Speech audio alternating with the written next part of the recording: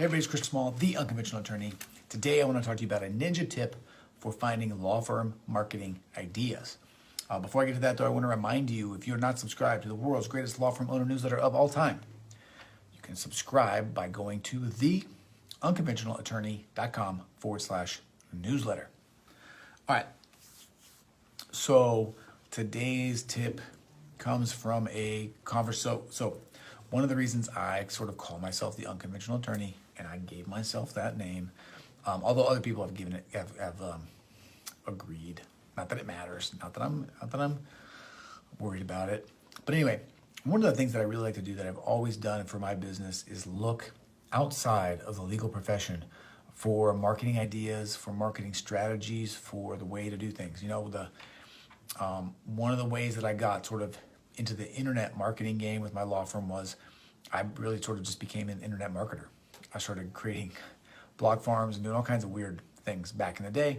And then that snowballed into some real SEO work, and then I started looking at how other service-based businesses market their practices and their businesses, and try to adopt some of the things that they're doing.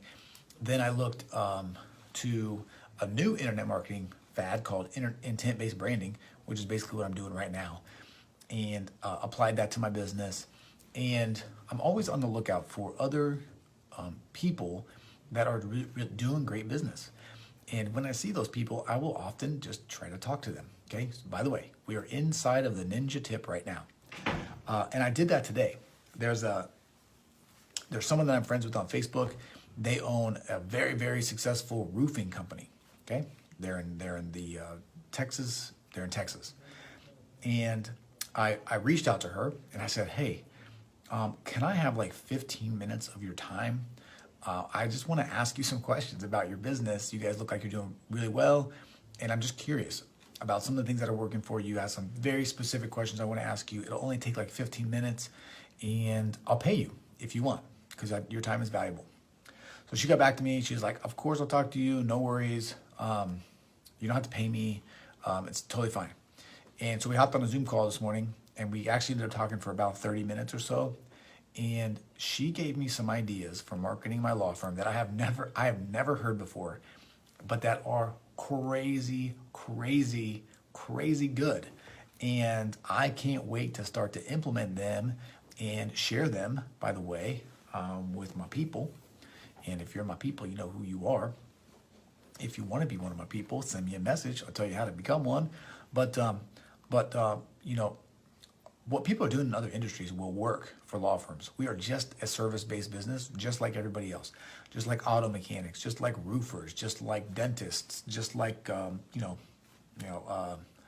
don't know. Think of who the people are.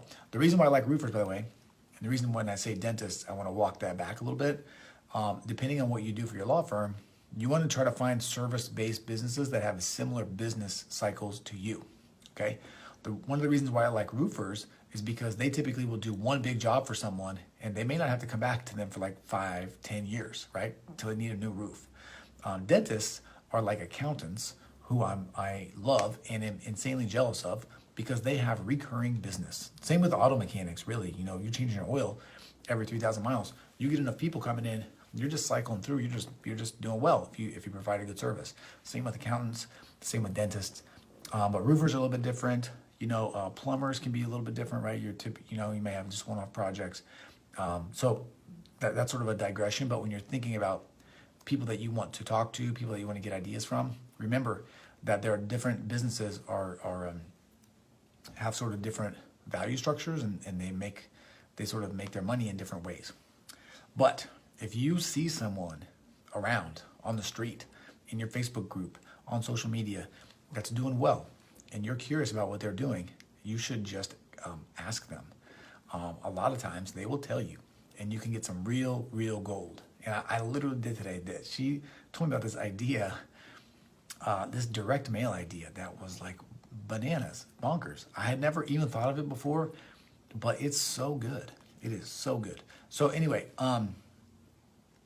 that's it. I wanted to share that with you. I wanted to encourage you to reach outside of your industry to people that are doing well, to make connections with them, to ask them about their business, to be curious, to share what's working for you as well, and to really utilize those people that are out there. I will tell you this: one of the things that she told me that was really impactful for growing her business was networking, just in general. So keep that in mind. I know that I always talk about how I'm not a huge networker. I'm not a huge fan of networking events. I am a huge fan of networking the way that I like to do it. So keep that in mind. But be looking outside of the law, outside of other law firms and things like that for ideas for how to market and advertise and grow your business, because there are many of them out there and they are magical. All right, that's it. As usual, before I go, if you're not getting my newsletter, why not? It's free. It's amazing. I sent something out yesterday. I'll send something out on Sunday, every Sunday and Wednesday. theunconventionalattorney.com/newsletter will get you there. If you've made it this far, as always, thank you for your time. Thank you for your attention. I appreciate you, and I will talk to you again soon. See ya.